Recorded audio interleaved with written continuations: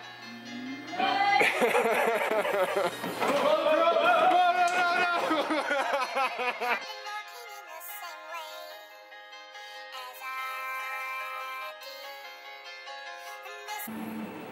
look in here. Stay out of my gas hole. Hello and welcome to episode 6 of the Cody Creelman Calvet podcast. This one's going to be a little bit shorter. I just have one question today. Not a function of not having a bunch of questions, just a function of it's super late tonight. We were packing for most of the day. Took the day off. Diana and Neve are back from their vacation in Ontario. And tomorrow we're going to head to the mountains for 3 days, just like backpacks and a tent and a backcountry campground, and we're gone. So if you never see me again or hear from me again, I probably got ate by a cougar or a bear, most likely a cougar. But yeah, it's been a slice. It's been a good ride, guys. Or I just like died of a heart attack because I took a 2-year-old and a 4-year-old on like a few days of hiking. If you guys are at all interested in hiking, we have a YouTube channel dedicated to just hiking, just our little family. We just have a few videos up there, but we've been documenting this year's hike. So every hike that we go on, we have been recording it, and it's been a lot of fun. So it's called it's called Trails and Tribulations, like Trials and Tribulations. I thought it was clever when I came up with it, but then like every time I go to say it, I second guess myself. So Trails and Tribulations. Get it right? It's super funny.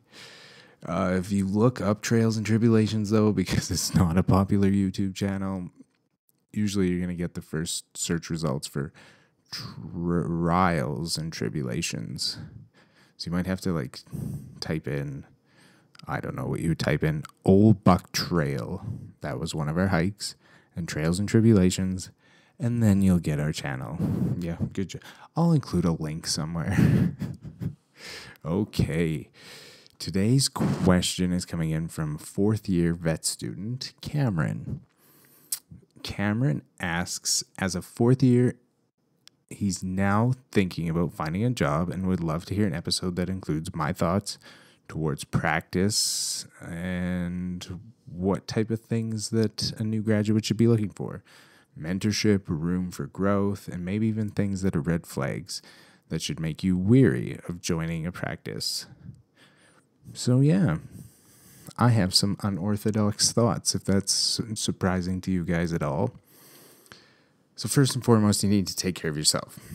Like, I don't think anybody should take a job and not be able to cover their expenses, cover their student loans, to go further into debt just in terms of getting experience. You can get experience everywhere.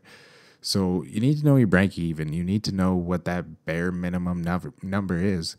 I've been following this Facebook group called, I think it's called like Rural Veterinarians. I can't remember the full thing. It's kind of a long Facebook group. But they're talking about how much money they make, and it's atrocious. Like, not all of them. Certainly some of them make some money, but like it was so many veterinarians talking about annual salaries in the 30,000s and the 40,000s, and like, you can live on that, but when you have a $200,000 or a $300,000, $400,000 student loan, you just can't service that debt load. Like, you just physically cannot do it. So you need to know what your break-evens are. You need to know what your cost of living is. You need to know what your loan payments are. You need to recognize how much lifetime money that's going to cost you by not paying down that principal as quick as you possibly can.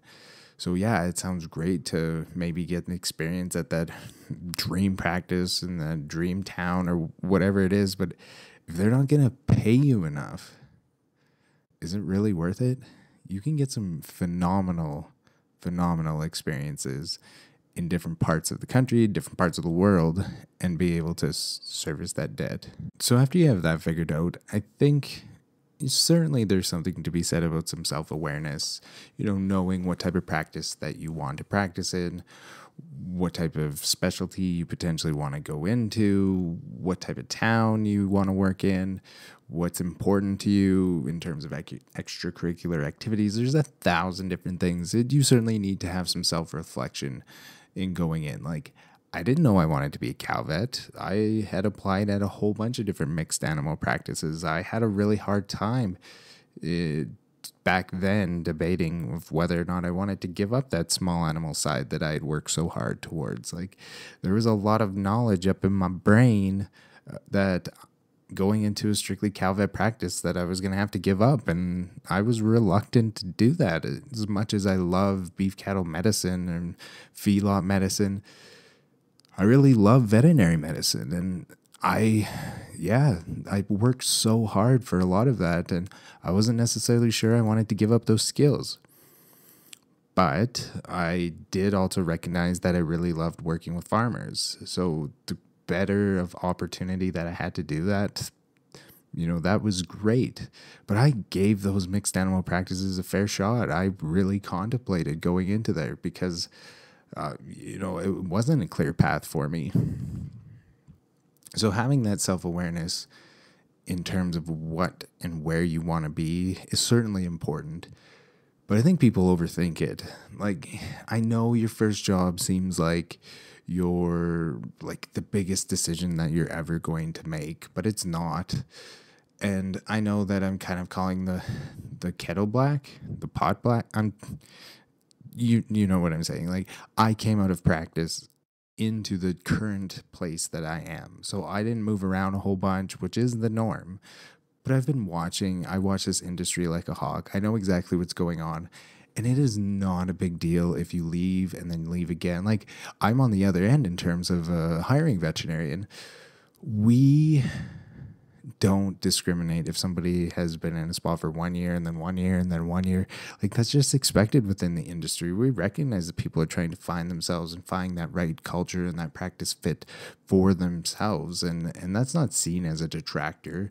We're going to interview you. We're going to get a good sense of whether or not you're a good person. And we're going to talk to references and get a good sense if you're a good person. So to have that fear that it's going to look bad on you, that you're jumping from practice to practice, that's not all the case. Maybe if you're 20 years out and you've been at 20 different practices, then I start to think maybe something's funky going on. But people just overthink it. I always tell final year vet students when they're looking for jobs is there's no bad decision. Like, if you pick a practice that you end up staying at, wonderful. If you pick a practice that's the worst first year out that you've ever had with horrendous mentorship and terrible clientele and a toxic work environment, that's actually a good thing too. That is not a bad thing if you look at the overall grand scheme of things. You recognize where you don't want to be, the type of people you don't want to work with, the type of medicine that you don't want to do. Sometimes you need to do the things that you don't really like and be in awful situations for you to appreciate where you want to go. All my experience, I think with me having a hard time getting into vet school and my long road doing that, all the experiences that led up to that, I cherish very much. Finishing my undergraduate degree, having this university education, and then end up working as a pipeliner, literal grunt work that required 0% of my brain. No offense, pipeliners out there. You're not listening to podcasts. But that made me so appreciative after the fact. I got this education and then I had this horribly difficult job as a pipeliner, 7 days a week, horrendous hours, just the work, just physical labor to the point where I was almost walking on my knees because my feet were so sore. It was hard. but it certainly taught me those lessons. And people are in a rush. They're always in a rush. And I was certainly guilty of that. Like when I came out of high school, I couldn't wait to get into university. And when I was in university, I couldn't wait into vet school. And when I was in vet school, I couldn't wait to be practicing veterinarian. And when I was a practicing veterinarian, I couldn't wait to be a practice owner. And once I was a practice owner, I couldn't wait to be a multiple practice owner. Like I'm the worst. But people need to breathe. Like there is no rush. Screwing up and picking the wrong job, the wrong practice for a year, for 2 years is probably one of the best gifts that you could ever get. So don't overanalyze it. Just pick a spot where you're going to get some cash. You're doing the medicine that you want to do. It looks like there's a pretty good work environment. The people that you're working with are decent people. You're never going to know until you actually just jump in with both feet and figure it out. And it could be really good and it could be really bad. And you can always move on. There's 1,000 different jobs that you could go to. And it's not going to matter. So I don't want to not answer any of Cameron's questions, but that's certainly the bulk of it. But what are things that I think you should look for when you are looking at a practice to spread your wings and learn? The word mentorship is certainly key. I was extremely fortunate to have the perfect balance of mentors that had experience, that had the ability to let me learn, the way that I needed to learn, which was the School of Hard Knocks. It's such a tricky thing, and they were spectacular at mentoring me as a veterinarian, and that was really, really good. So if you have the ability and you've heard that a specific practitioner is a great mentor, 100% go for that. I think even past that, besides that word mentorship, is just support of the practice. That's one of the pillars that my practice group, Mosaic, one of our foundations